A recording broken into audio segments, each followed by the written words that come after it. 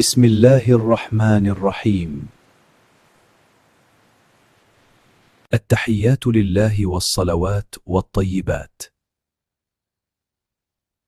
السلام عليك أيها النبي ورحمة الله وبركاته.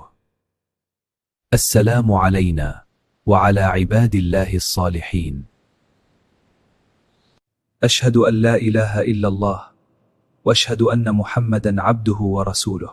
অর্থ সব সম্মান, সব ইবাদত ও সব পবিত্র কথা আল্লাহর জন্য। হে নবী, আপনার উপর শান্তি বর্ষিত হোক এবং আল্লাহর রহমত ও বরকত আমাদের উপর এবং আল্লাহর সৎ বান্দাদের উপর শান্তি বর্ষিত হোক।